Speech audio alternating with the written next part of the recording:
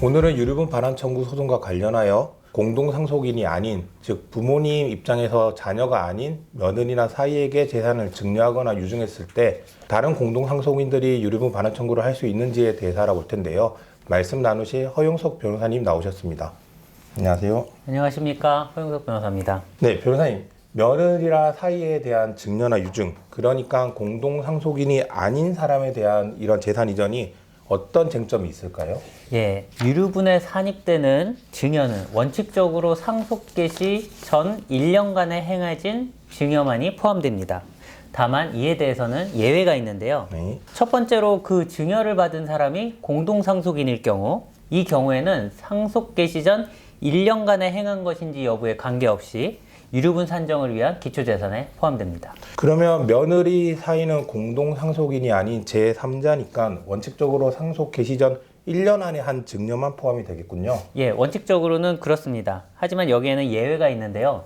당사자 쌍방, 즉 피상속인과 수증자가 네. 유류분 권리자에게 손해를 가할 것임을 알고 증여한 때에는 1년 전에 한 것도 유류분에 포함이 됩니다. 보통 저희가 악의의 증여라고 부르는 부분이죠. 네. 그럼 유류분 권리자가 피상속인이 사망하기 1년 이전에 며느리나 사이에게 재산을 증여한 경우 유류분 반환 청구가 가능할까요? 유류분 반환 청구 가능 여부도 이제 두 가지로 볼 수가 있는데요.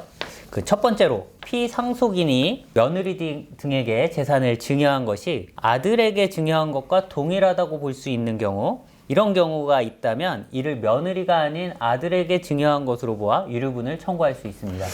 사실상 경제 공동체로 본다는 말씀이신데요. 그러면 어떤 경우를 이 사실상 경제 공동체라고 볼 수 있을까요? 사안마다 다르겠지만 피상속인이 굳이 자녀를 배제하고 사위나 며느리에게 증여를 해야 할 이유가 없었다거나 혹은 세금 등의 문제를 피하기 위하여 사위나 며느리에게 증여를 한 경우, 그리고 증여를 한 것이 직접적으로 사위나 며느리가 아닌 자녀에게 이익을 주는 것이라고 판단되는 경우 등이 있겠습니다.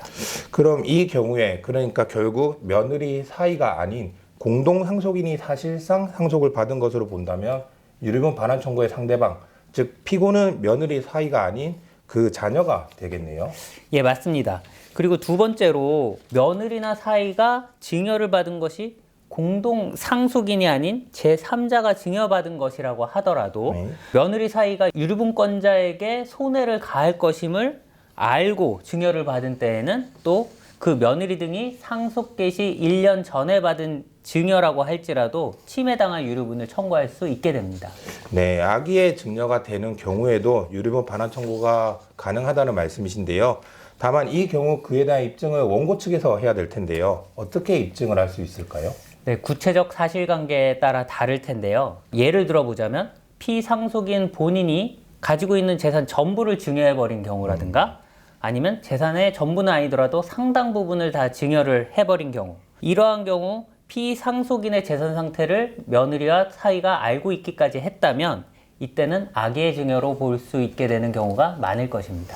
네, 결국 피상속인과 며느리 사이와의 관계, 피상속인의 재산 현황, 그리고 재산 증식 가능성 등 구체적인 사실관계에 따라 달라질 수 있을 것 같은데요. 오늘은 며느리 사이에게 증여를 한 경우 유류분 반환 청구가 가능한지에 대해 알아보았습니다.